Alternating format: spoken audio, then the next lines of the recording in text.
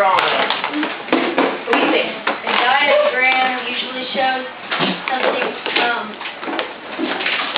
like, I don't use the word important, but kind of like that, but Sure. it kind of shows something of use, something being either, created or built, or... Very good, young lady. The difference in a diagram and a drawing is that a diagram is full of great information that can help teach other people. So what we're going to do is we're going to draw a diagram of the watershed and the aquifer. I'd like everybody to have their piece of paper horizontally, or landscape, or side to side, not up and down, side to side. All right, we're going to write our name in the upper right-hand corner of our work, so any other scientist would know which scientist did what. Okay, then we're going to write the title of our work across the top, and the title is a diagram of a watershed and aquifer.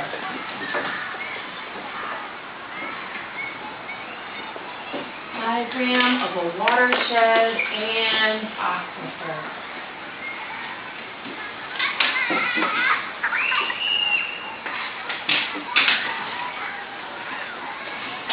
What's the name of our aquifer?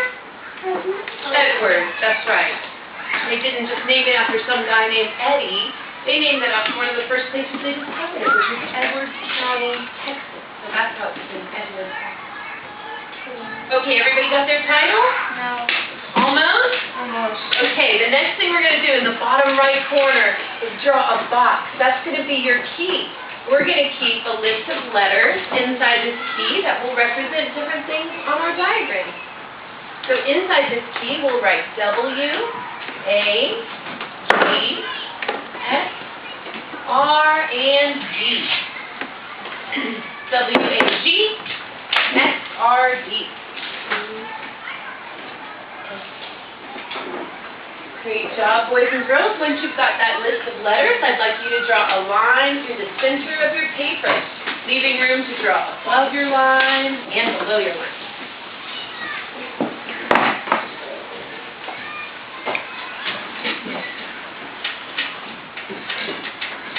Okay, everybody got their line? All right, now we're going to draw a big, funny W over that line. And if you look at my W with your imagination, what does it kind of look like? Hills. Hills, exactly, mountains and valleys, just like what we did with our hands. So it's the land, and if I say land, you say? Watershed. Watershed, that's exactly right. So this big W is our watershed. Very good. Now down underneath the ground, we said there's a giant limestone cave that holds our groundwater. What's it called? Edward's Aquifer. That's exactly right. So let's draw a few big A's under the ground, and then on our key, we'll write that A equals aquifer.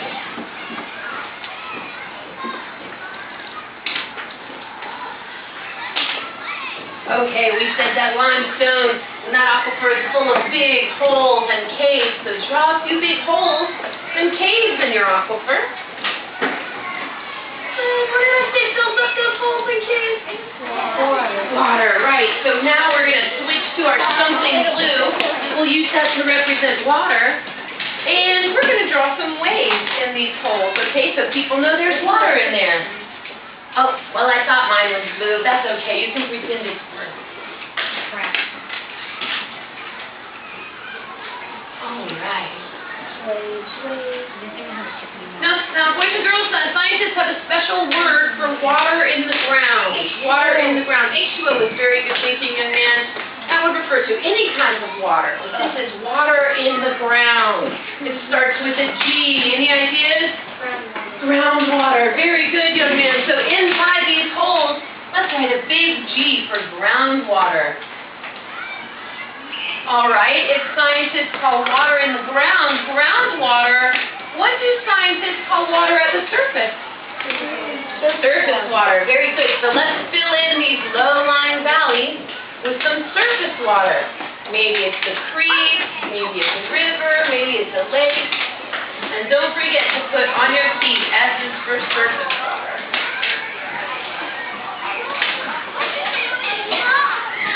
All right, the next thing I'm going to do is draw a big rain cloud over the land. Get some raindrops coming from it. Now I'd like one brave scientist to describe to me, using words from our key, where that rain would go if it fell on the watershed. What do you think? Underground. Remember I said rain only goes underground in one very special zone, the recharge zone.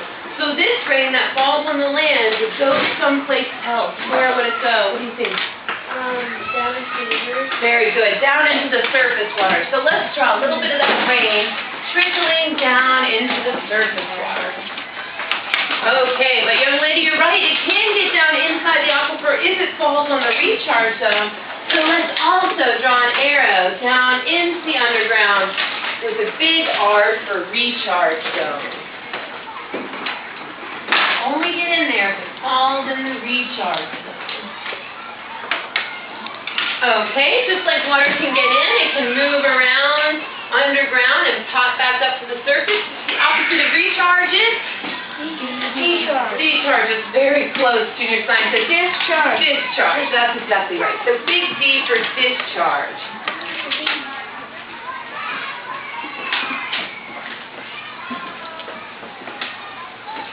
Great. Okay, and we said where the water discharges, most of the time there are springs there. So let's draw a symbol for a spring and then write a spring next to that. Spring. Now, anyone who is looking at our diagram might understand how the water moves around. They might say, okay, well, if the water falls on the surface, it goes down to the surface water from the watershed. If it's in the recharge zone, it'll go underground, move around, and come back up to the surface. Well, just like water can move around through this system, so can anything else that the water picks up, like kinds of pollution. Okay, so boys and girls, go ahead and put my pens and pencils back in my box and stack your diagrams on top of the box.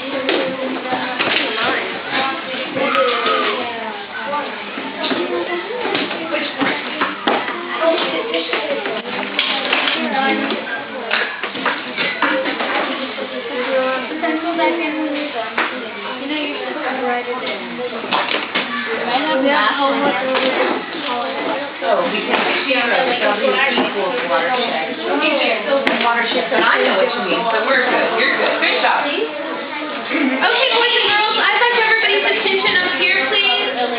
So your voices off. Everybody's eyes on this turtle, please.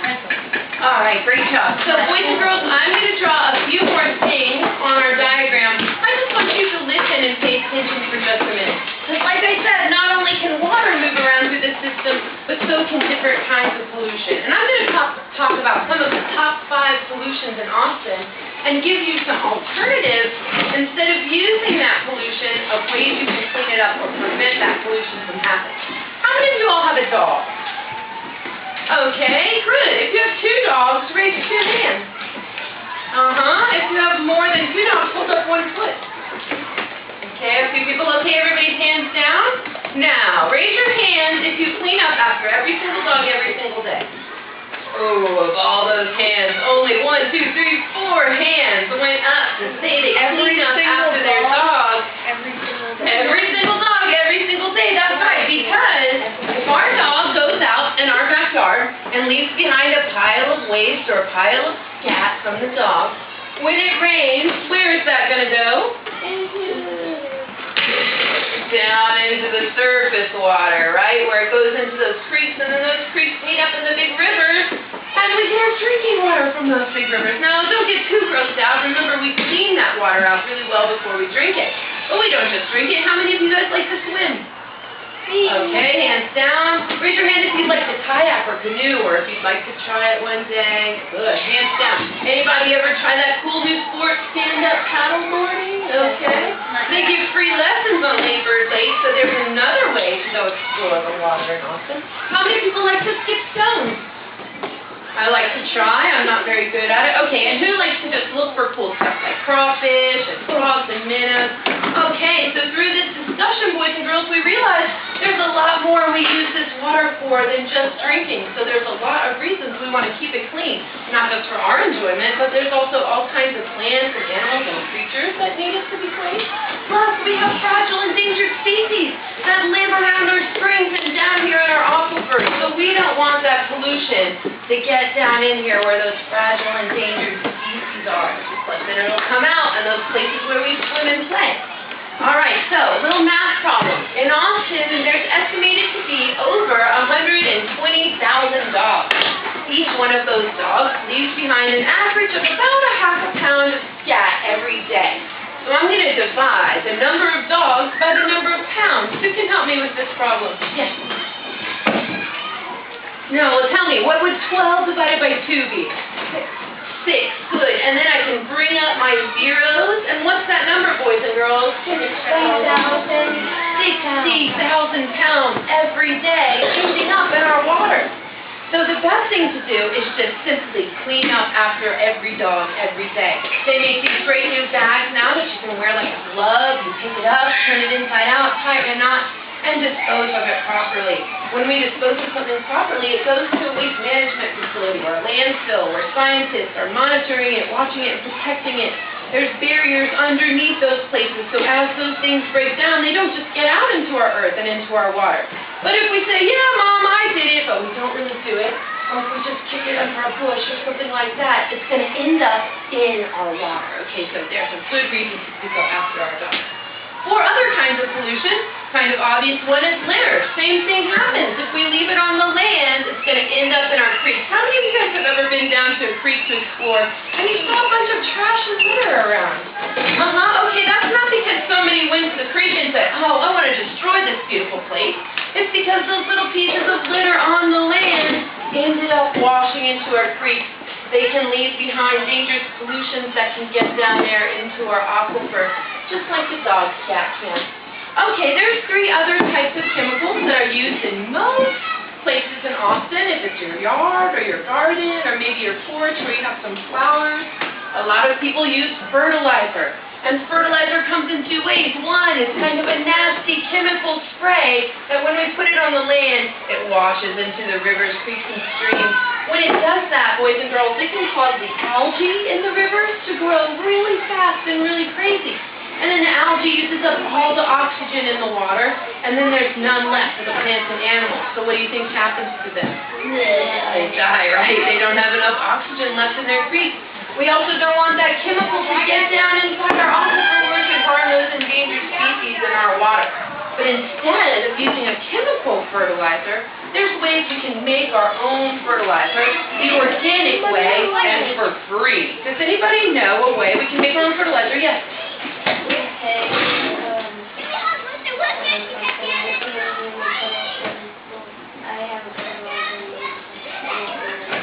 Composting bucket. That's right, we can create our own compost.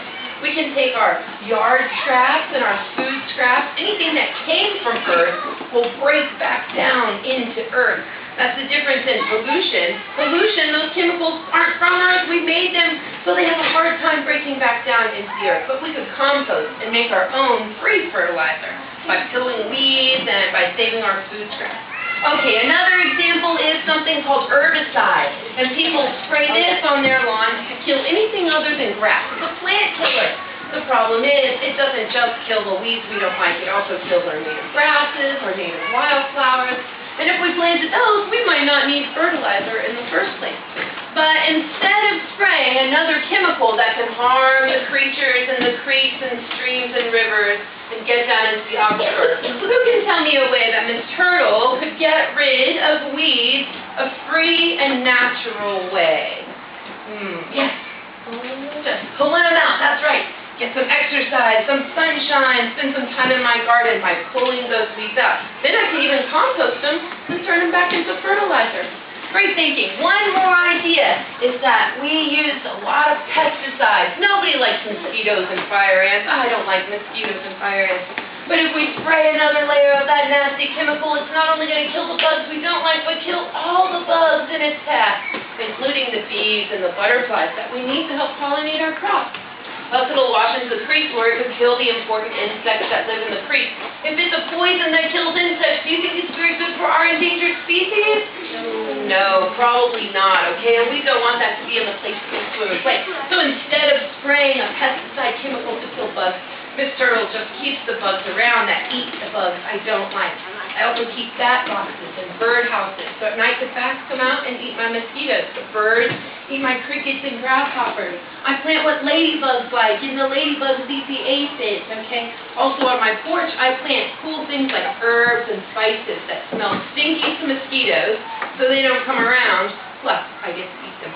Okay, so we talked about the 5 major types of pollution and 5 free, easy alternatives. Instead of using pollution, we can just do things ourselves. The next thing you guys are going to do is an experiment using a 3D model of the watershed to test how pollution moves around on the watershed. The first thing I'm going to do is just show you guys this model. I would like you to not touch your model yet until I give you instructions, okay? I'm going to give out these instructions 3 steps at a time because it's going to have a lot of steps to it. But this is a really cool experiment. You guys are just going to love. Alright, so what we've got in these bags are models of the watershed. Okay, so what we've got here is the land, the watershed. When the rain falls on the land, it's going to go off the hills and down into the creeks and rivers. Those creeks meet up with the bigger rivers down here like the Colorado River. We got the East Creek, the Middle Creek, the West Creek, and they all run into the lower Colorado River where we swim and play and get our drinking water. We've got some different farms on there. We also have some great big holes in this aquifer or watershed model, and that's because that's the recharge zone. Whatever water or anything else that gets down into those holes is going to get down into the underground cave, the recharge zone inside the aquifer. Alright, so first 3 steps are to take the model out and flip the lid. Wait till I say go. The second step is going to be to take everything inside the model out of the model. And your third step is to give everybody in your group a job card. To hand out the job card is the most fair way. You're going to take these cards, you're going to look at them, take out the extra rain manager because you only need 1 rain manager. And then shuffle them up and let everybody in your group choose a card, okay? We're only going to have a few minutes to do this, and all the jobs are really cool, so don't worry about that. Okay, those are the first 3 steps. Take out the model, take everything out of the model, and hand out the job card. You may go.